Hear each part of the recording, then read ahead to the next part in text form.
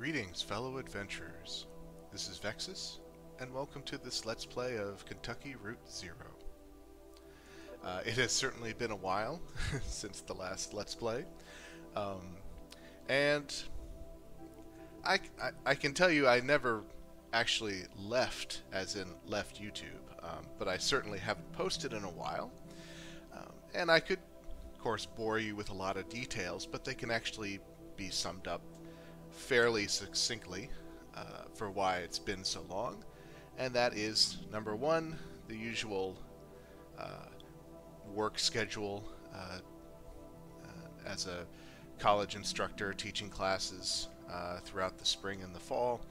But the other thing which really did it was becoming a first-time homeowner with my wife and having to do the usual kind of stuff you have to do around the house, home improvement, stuff that, since I've always rented in the past, I never really had to deal with. But now I do. And there was a lot of kind of getting the house I don't want to say necessarily put together, it wasn't that bad, but just the kind of maintenance stuff that you have to do when you buy a new home to kind of get it up to what you expect, what you want for your first home to kind of be like. So there was a lot of that work going on, and ended up taking a lot of the usual time that I might spend in between semesters to do another Let's Play video. Even earlier this summer, I was not only doing the house stuff now and again, but I was also teaching summer courses. So now, as of this recording, I finally am officially on summer vacation, and so I can actually spend some time to do some recording. So welcome back, everyone, to Vex TV. And this is a game that I've been meaning to do for a long time now. But the reason that I hadn't thought about starting it earlier was because it's not finished. As you can see on the screen, there are acts 1 through 4, but there are actually 5 acts to the game. And since this game is independently developed, as is very common, there are delays because there's an extremely small group of people working on this game, and in fact the vast majority of the work is being done by a single person, and so one can understand that it can take a long time, and he has promised that Act 5 will be out this year. We don't know when, but cross your fingers. I'm hoping that maybe sometime during the summer, while I'm recording the other acts here, Act 5 will come out, and then we can just naturally transition into it. If not, then there might, of course, be a delay between Act 4 and Act 5, depending on when it comes out. But, as always, I always finish my Let's Plays, and this is not going to be any exception to that. But I do want to kind of showcase this game because, as you've probably seen if you have gone through my videos in the past, or you are one of my regular viewers and subscribers, I sometimes do games that are well known, but oftentimes I do games that are not that well known, but have a very engaging story, and I think this is one of them. If any of you out there are fans of, say, David Lynch films, or kind of surrealism in general, then I think this might be your cup of tea. I got a kind of David Lynch vibe when I was playing through it. And also, the reason that I actually looked at the game in the first place is because it says Kentucky Route Zero, and Kentucky is currently where I hang my hat these days. So it just seemed it was interesting enough for me to give it a try, and I really liked it. That said, it came out several years ago, and I have not gone back to play it since then. And so I'm going to be, in some cases, having to relearn where I need to go in certain places. But that's never stopped me before. Oh, and Also, the music that you hear in the background is added. There's actually no music on this screen, but I thought it would be kind of boring to just hear my voice and nothing else, so that's why I put some music in the background. Alright, so I guess without any further ado, let's get started.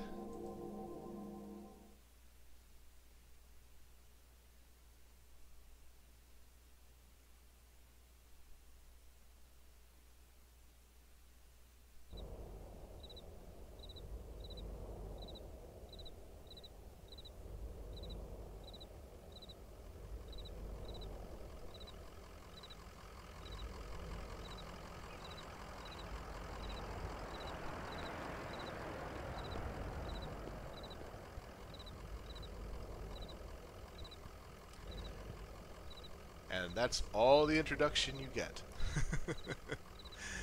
Yeah, this is not a big cinematic presentation of an adventure. It's a little bit more chill, a little bit more laid back. So, I'm guessing, from the fact that this person emerged first, that he is our protagonist. And looks like he has a dog. An old hound and a straw hat. Both have seen better days. And we have a truck. A moving truck rumbles softly to itself. Painted on its side are the words, "Lissette's Antiques, Furniture, Glassware, Curiosities."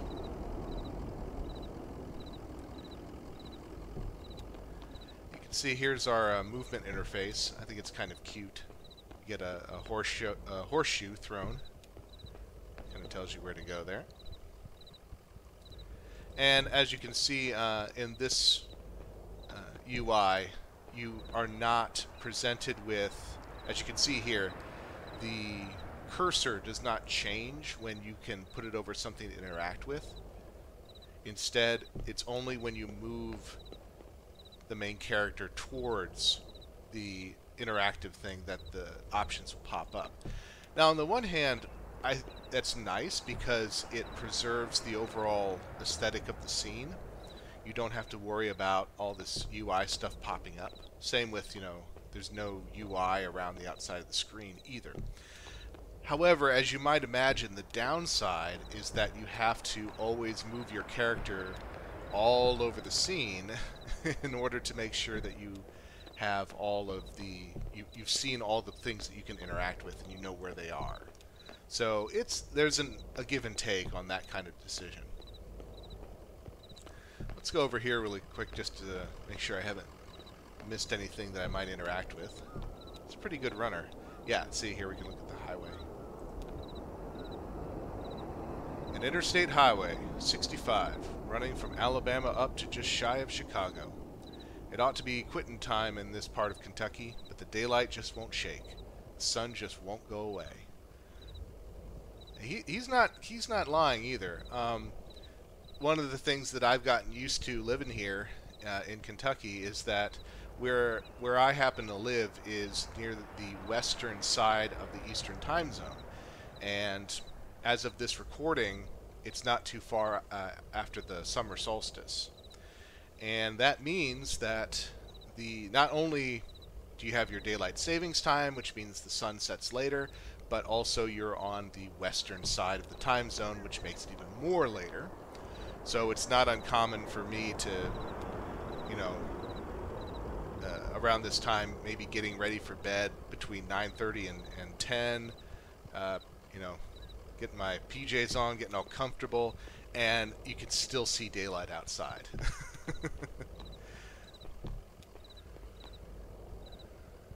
Okay, I think that's everything here except for the attendant, so we'll talk to him. Also, as you can see, there's no voice in the entire game, at least not for dialogue. For the soundtrack, there are some songs that are voiced, but other than that, it's just text. I asked a long time ago whether my viewers were okay with me just reading all the text, because this was going to be the first game where there was just no significant voices, and no one seemed to have any objections. I can try my best to do some voices, I guess, but don't expect much. I am definitely not a voice actor. Joseph sits between gas pumps in a Queen Anne armchair. His hair is gray and his glasses darkened. Okay. Well, I guess we know his name is Joseph. Let's talk to him. Damn, did you hear that wreck? Truck full of bottles. I don't know, beer bottles? Whiskey? Lost a tire or something. And spilled booze and glass all over the interstate. What a mess. I hope they don't come down here looking for anything. I blew a damn fuse and it's all shut off. Did I hear a dog? What's your dog's name? And here we find out that our main character's name is Conway. So you go Homer, Blue, or just some dog.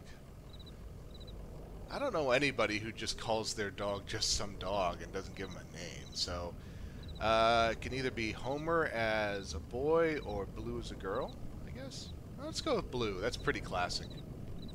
Her name is Blue. Blue sounds like a sweet old hound. I used to know a dog like that. Hey, here's some jerky for Blue. I made it myself. Didn't turn out too well, but I bet a dog will eat it. Getting late, right? I can feel the sun on my neck.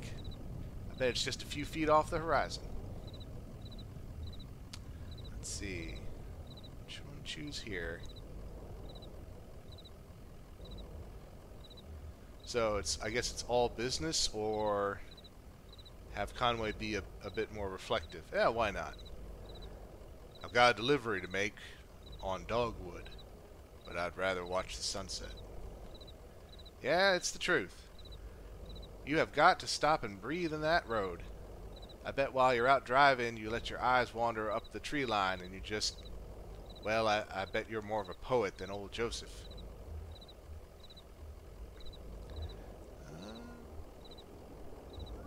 So I guess Conway's trying to make a delivery somewhere. So where is Dogwood Drive? Listen, you and Blue would have been driving up and down 65 all night. Dogwood Drive is on the other side of... Well, to get there, you gotta take the 0. And you can see here that 0 has this weird shading that's kind of slowly crawling over it. It might be hard to see unless you have high resolution on your video, but it's there. Makes it a little bit eerie. 0 is a tough route to find, but you can use my computer to look up directions. You'll have to head down into the basement and reset the circuit breaker first. I'll be happy to have those whining lights back up anyway. It's too damn quiet out here. The basement door is back there in the office. Appreciate your help, friend. Oh, and here. Take this lamp. It gets dark. Alright, so here is the very limited inventory system. Lantern off and lantern on.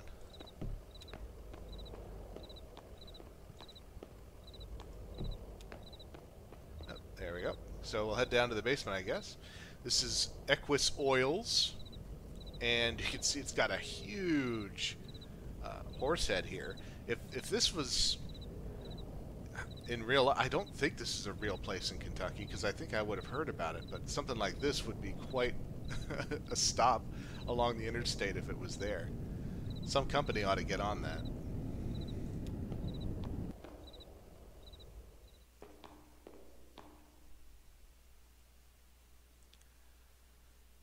Got a spiral staircase down here. Man, this is a large basement for a gas station. We got a sign here. A dusty, rusty sign is bolted onto the wall. These are the rules. Number 1, no open flames near the gasoline. Makes sense. Number 2, no consumption of beer or spirits on the premises. Number 3, in case of sudden darkness, do not panic. Relax. Count backwards from 5. Oh, I guess power outages must be pretty common here. Number 4, strictly limit time spent in the basement to fewer than 3 minutes of every hour. Well, that's pretty short. I wonder why.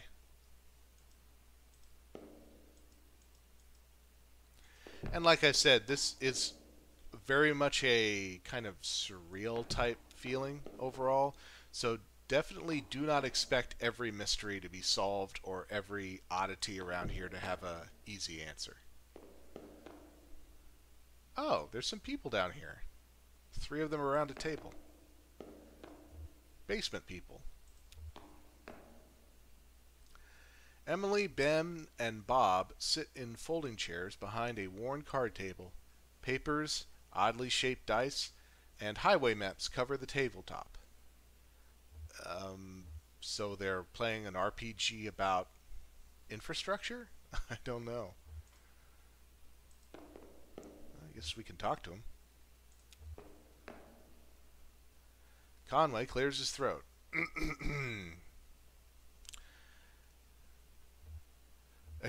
There should be a option here like, why are you guys playing in the pitch dark? Have you all seen a breaker box down here? Emily to Bob. Did you hear something? Bob to Emily. No, sorry. I was looking at the rules again. Ben to Bob. It gets easier as you go. Look, you said you rolled a 5, right? That means you get to pick up your marker and move it anywhere on the map. Bob to Ben. So it's your turn now, right? Ben to Bob. Oh yeah, I guess so. Where'd you put that 20-sided die? Emily. I don't see it. Did you drop it? Bob. Should be easy enough to find. It glows in the dark. Okay, so either they're being really rude or they can't see Conway.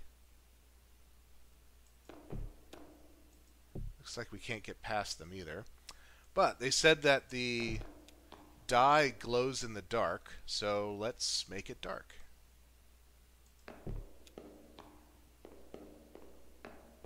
Up, there it is. Game piece. I guess it's a 20-sided die. It does certainly sound like they're playing an RPG, doesn't it? Conway picks up the glowing 20-sided die and inspects it. The number 5 is facing up. Oh, so he kind of rolled a very extended 5. It's just a small piece of plastic, but it has a reassuring, almost comforting weight. He places the object in his jacket pocket. Let's turn the light back on. I have a feeling the game creator must be a fan of RPGs if the die has a comforting weight to it. Oh. And the people are gone. Folding chairs are arranged around a worn card table. The chairs are empty, and the surface of the table is bare. So we can either keep the 20-sided die or put it back. Well, it's not ours. Conway places the 20-sided die on the table.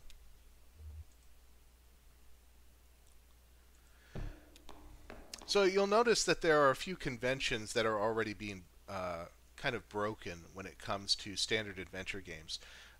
One is that you can see that there's no time really spent on introductions for the most part. We're just told as the player what the names of the people are. Conway doesn't ask for them, nor does he tend to really introduce himself.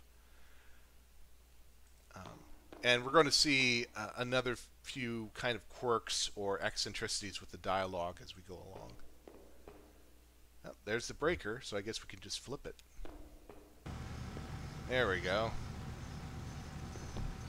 And now, as you can see, kind of center it a little bit more, the basement is set up so that it's got a horse shape all the way through it with the head sticking out of the ground. That's pretty cool. You can also see that down here, besides the card table, there are some musical instruments. And even though it's not being played out yet, you're going to see that music plays a pretty important role, especially in the more surreal or more introspective parts of the game. Let's head up.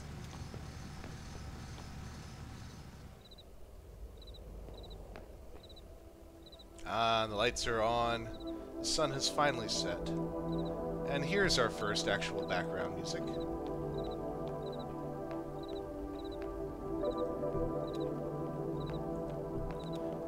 Guess we'll talk to Joseph again. There it is. Just listen to those lights whine. Yep. Let's see, what's Conway gonna say? I guess we'll point out the people. That was kind of unusual. There were some people down in your basement playing some kind of game. They're gone now. In the basement? No, I don't think so. Maybe that lamplight was playing tricks on you, huh? Were they ghosts then? Well, strange things happen underground, especially in the dark. So, computer's in the office. You're looking for Marquez. She knows her way around these roads. She'll get you to the 0. Password is... damn. I usually just feel it out. Muscle memory, you know? It's kind of long, kind of like a short poem, I think. One of those short poems that really sums it up. You'll figure it out.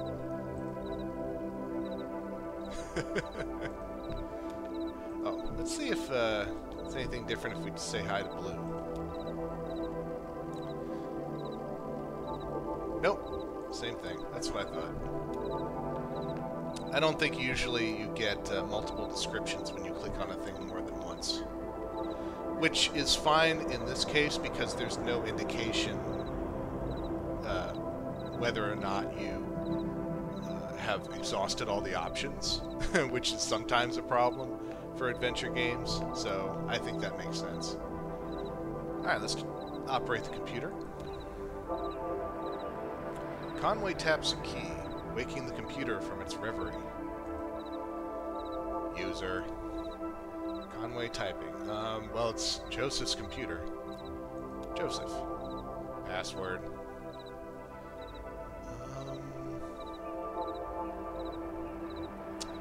Well, Joseph said it was long, so I guess we can do this one, because it seems the longest. I talk and listen to him talking. Nobody saw the accident. The moon throbs. It's late. Oh, I guess we're going to work out the poem here. Well, that's kind of ominous. And the sun just set, so it's not really late. How about the moon throbs? You just breathe the road, the lights whine, it will only get later. I think this goes with the previous line, the lights whine. Password accepted. Yeah, and by the way, it doesn't matter which combination you put in, I think. It just gives you a chance to be poetic. Joseph shouting, "How's it going in there? Figure it all out? Sure you are." Okay, so now we have some options. We have messages. Message 1 is from Donald at hotmk.mail. Message 2 is from accounts at consolidated.mail. Alright, message 1. Fragments dim of lovely forms. Joseph, I know it's been a while, and I know you're still sore, but there's a whole world in here, and we need your help to unmask it. Yes, the caves are cold and damp, and we are old and lame. Never mind, I can't remember why I even started writing this. I miss those days in the lab, with you and our dear Lula. Maybe you found your own Xanadu. Well, so have I. End of message. Everyone's waxing poetic around here. Alright, let's look at message 2.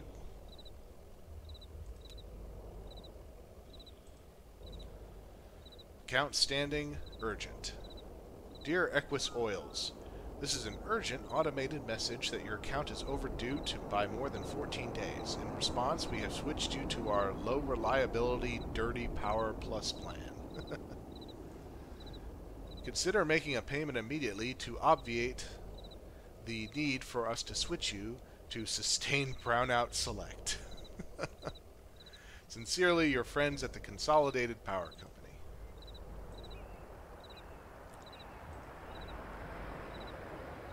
Alright, I think that's all the messages. So let's go to the next one, I guess. Address book. 0, Dogwood Drive, and Marquez. Well, all three of these are probably of interest to us here.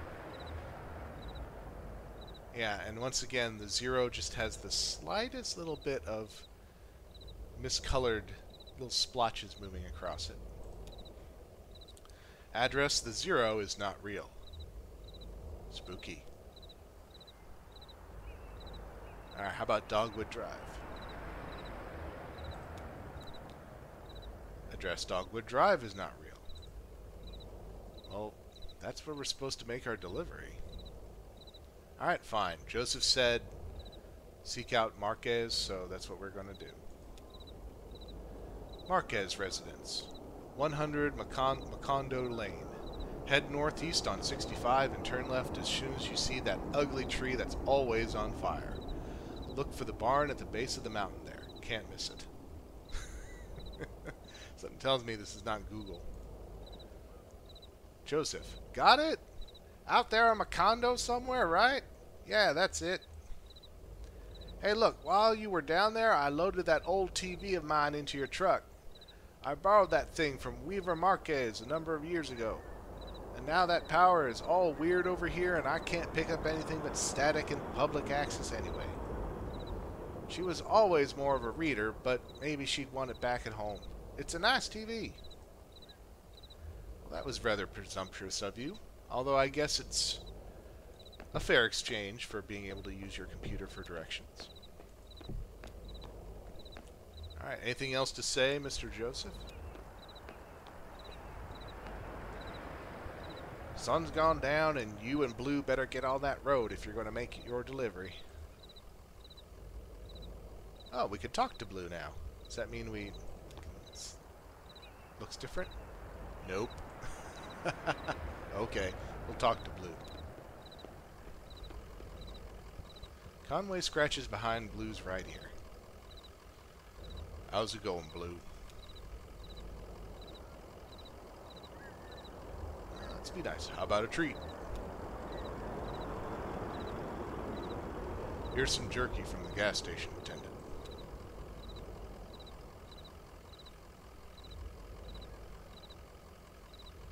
He's a bit odd, isn't he?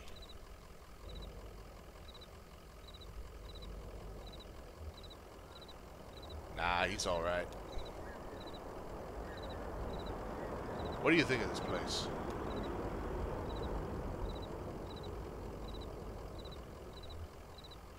It's odd. I never noticed it driving by.